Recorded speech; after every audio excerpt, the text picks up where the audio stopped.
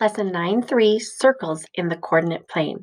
Now, if you have geometry and next year you have algebra 2, you want to make sure you understand equations of circles, especially in the coordinate plane. So circles will be used from now on in lots of your math classes. Make sure you understand this lesson. So Damien uses an app to find all pizza restaurants within a certain distance of his current location. What is the shape of the region that the app uses to search pizzas? So where he is located, Damien, what shape would be used to determine all the locations of pizza places within a certain distance? Okay, and then it says, what information do you think the app needs to determine this? How much area to search? And then it says, if Damon's friend is using the same app from a different location, could the app find the same pizza restaurant for both of these people? So think about that. Just answer it. It's a good way to think outside of the box. Derive the equation of a circle. Here's the equation. So be ready for this. Make sure you take good notes. What equation defines a circle in a coordinate plane? So first of all, just like we did with the proofs on a coordinate plane, you're going to take any point, and they use HK. So as the center of the circle, HK. Every circle has a radius, that's this R, and then some point on the circle, XY. So keep that in mind. Just some random point, HK, center, some point on the circle, XY, and then the radius, R. So when you look at this distance formula, keep in mind, this distance is found when you take the square root of all this other stuff. But let's say I squared this side. I didn't want that square root. If I square one side, I have to do the other side. So I'm going to square this D over here, which is kind of a mess. If I squared both sides, I would have some distance. Imagine this as a D squared equals the X values squared plus the Y value squared. Keeping in mind, this H is the X value, the K is the Y value. Okay, that's important. So X value squared, Y value squared equals the distance squared, which is literally the radius. That distance is the radius. So hopefully, knowing that, it's basically finding the distance formula to find the radius. We're going to use that to use as the equation of a circle. Okay, think about what I just said earlier. I just said that, and I'm going to write this down, x2 minus h squared plus y2 minus k squared equals the radius squared. And honestly, you don't need the 2 or this 2. You don't really, just x and y. So if this is the radius and the h and the k were the center point, I want you to think x minus, there's the h, plus y minus, there's the k, equals the radius squared. Well, if radius squared equals 25, what would the radius be? Square root both sides. The radius equals 5. So it says, what are the radius? Oh, look, I just found the radius. And the center. Well, the center is HK. So the center is, looking over here, 2, 3. The H, the K. So this is what, if I were taking notes, this is what I'd write. Center of, or equation of a circle.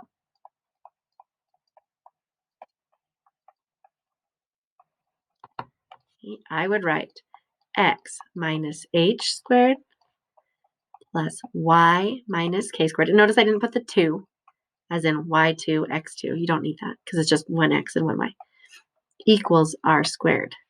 And then I would say HK is the center. R, which makes sense, is the radius. Okay, this is the equation you need in your notes. This is the equation that is found and that is used in geometry, algebra 2, and every math class passes for the equation of a circle.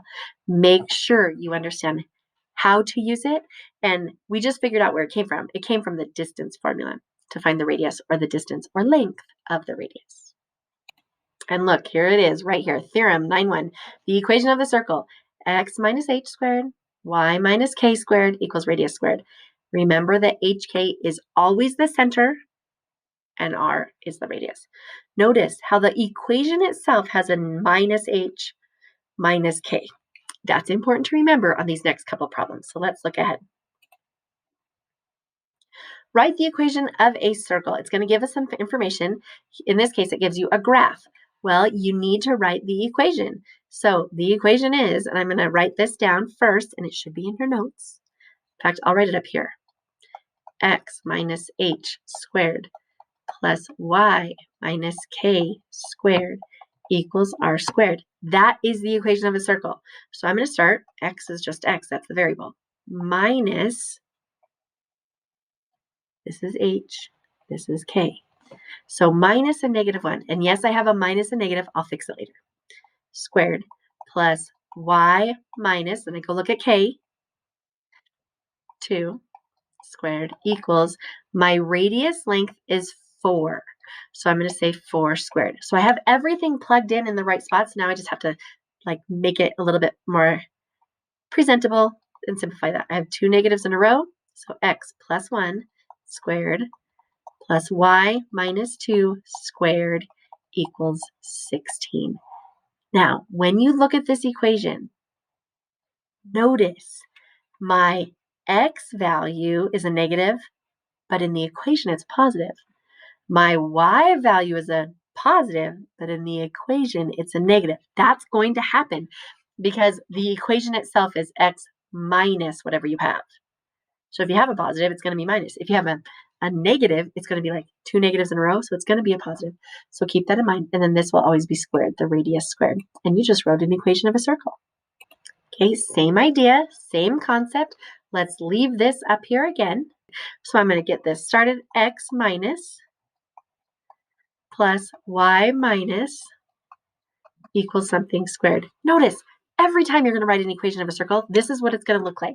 So I go to my center, and it looks like that center point is 3, 0, h, k. So x minus 3, y minus 0. And then I look right here. I cannot count diagonally. I can count horizontally, I can count vertically, but on a graph, I cannot count diagonally. We learned that a while back. So I'm going to find the distance, and I can use the Pythagorean theorem.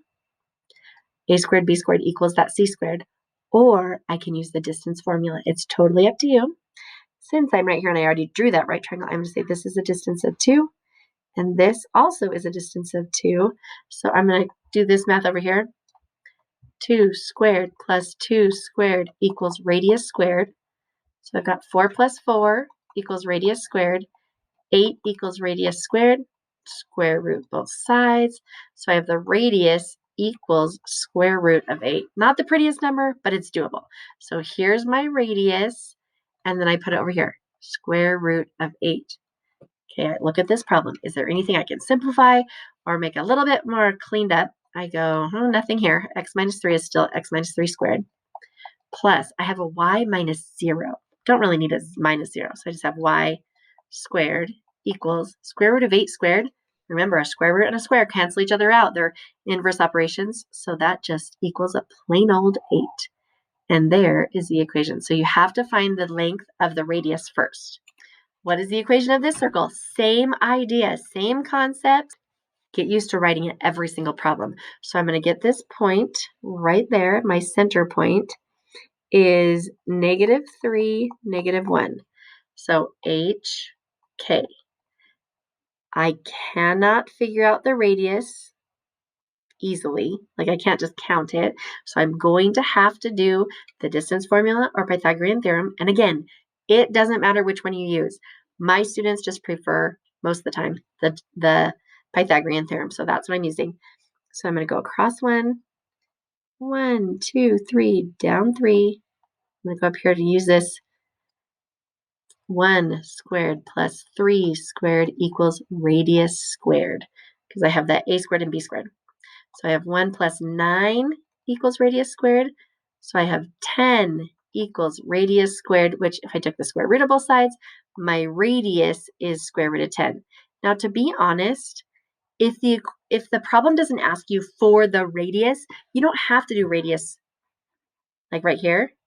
You could just leave it as radius squared because the radius squared is 10. And we're going to look over here in the equation. I need the radius squared. It's up to you. So you can actually keep going and solve for r, or you can leave it as r squared. Totally up to you. But some questions do ask for the radius as well. So I'm going to get this set up. Everything I need. So I need an h, which I have, is a -3. I need the k, which is a -1. And I have the radius, which is square root of 10. Notice I took the actual radius. Clean this up a bit. X plus 3 squared plus y plus 1 squared. Oops, and I forgot to put the square up there. There it is. Equals 10. Everything's there. Double check. Double check that your coordinate, which is negative, and your equation has the opposite sign. Negative coordinate k, positive coordinate k. Same with h. So double check that every time. Okay, this is a different type of question. It says circle Q has a radius of 7, so I know radius, and the center at the origin. So keep in mind, you still need the same equation. Always put this equation up here. I know you're sick of me saying it. And I'm going to take this and I'm going to say, okay, my x, h, and k, it's at the origin. So I'm going to take this and plug in the zeros. And my radius is 7, so 7 squared. Let's clean this up a bit. So I have x squared plus y squared equals 49. Okay, so I've got the equation, and it says circle Q, origin, radius 7, does the point -3, square root 2, and 5 lie on this circle? Well, this is the x value. This is the, oops, that's a y value. Plug it into x and y. Does -3 square root of 2 squared plus 5 squared, does that equal, and there's a question mark, does that equal 49? Okay, that's what we're trying to figure out. If it does equal 49, then at that point, this -2 squared, or sorry, -3 squared of 2, 5, that point does lie on the circle. If I plug this in, square both of these, add them together, and it does not equal 49, then that point does not work on the circle. So you are literally taking the equation, plugging in the x and the y into the equation, and seeing if the equation's true. For this, try it. I'm going to have you do this. Keep in mind, you need to find the equation first. So determine whether each point lies on the given circle. Here's the circle.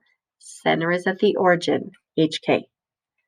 This is the radius. You do that radius squared. And then plug in the x and y value and see if they equal the radius squared. And you're going to do both of those by yourself. I love when you are asked to graph this because honestly, you already know how to graph it, even without me telling you. Because this is the center, that's the H. This is the K. But keep in mind, if you see a negative, then your H is going to be a positive. If you see a positive, then that means your K, or whatever, H or K, is going to be a negative. So look at those signs. This is the center.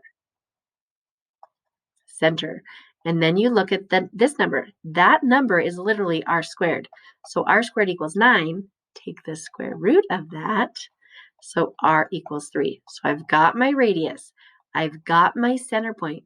Just put it on a graph. And to be honest, when you graph this, so I'm going to go over 3 down 4, and then the radius 3. 1, 2, 3. So when I graph that, and that's just a sketch, if I choose a point, like notice I went straight up and counted 3. If I choose a point that is different than the point that is on the solution, don't worry about it. It's okay as long as your graphs match. So look at this, and it actually tells you center. Oh, look, that's the center I picked. Here, let me get rid of this. HK. Here's the radius, 3. And again, they picked a different point. I went straight up. They went diagonally. It's okay. And so then your conclusion is this, literally just draw the circle in. And it's okay if you pick different points. Let's go to this next one. What is the graph of this? Find HK. So I'm going to look at the equation they give me. H is going to be a -2. Uh-oh, there's no number with y. So that means that it was a 0. And this radius squared equals 25. And I'm sure you could do this in your head, a lot of you. but I'm just getting you in that habit.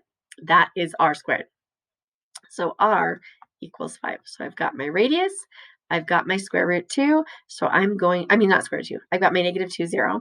So I'm going to go here and I'm going to move my coordinate to negative 2, 0. And really watch how these the graphs count. Are they by ones, by twos? Just because I know they do change sometimes. And then my radius is 5. So I'm going to go straight up 5. I'm going to say that's my answer. So center, negative 2, 0. And then radius 5. And I'm going to go check my answer. I'm like, what? That is not the same. But then I'm going to go back to show my answer. Look at the circles. The circles didn't change.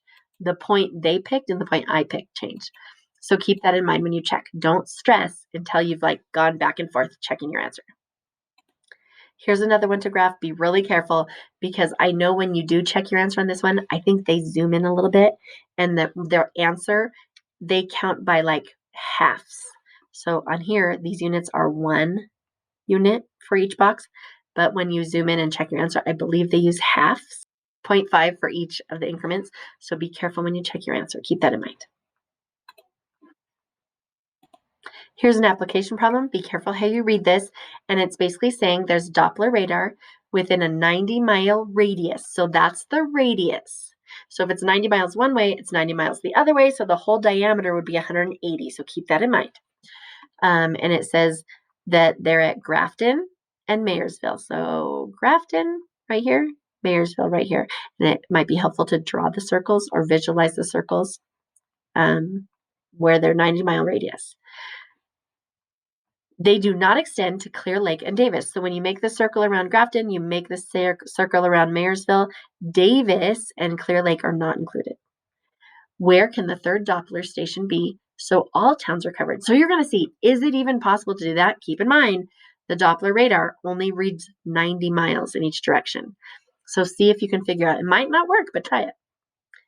And this other part, same idea, it's having you move these circles to find a place where you can actually make sure all the cities fit. If you put one more radar station, Doppler radar, where would you move these to make them fit? So all you would need is one more Doppler radar to make them all fit in there. And you're going to have to just manipulate these and decide where you're going to have to put them. Okay, here is the big thing. And again, you are going to need equations of circles for every math class after this. So make sure to learn the equation. A circle is a set of points equidistant from a fixed point. So if you have a point, the center, every point that is the same distance away, like the radius distance away, it's all those points together create a circle. So whatever the center is, all the points the same distance or the length of the radius away will create the circle. And here's the equation. X minus h squared plus y minus k squared equals r squared. HK is the center, and these should be in your notes. R is the radius. And here's a graph example to help you. Please, please, please practice graphing circles. Practice looking at circles and writing the equations, and then practice checking to see whether points are part of the circle or not. I hope this helps.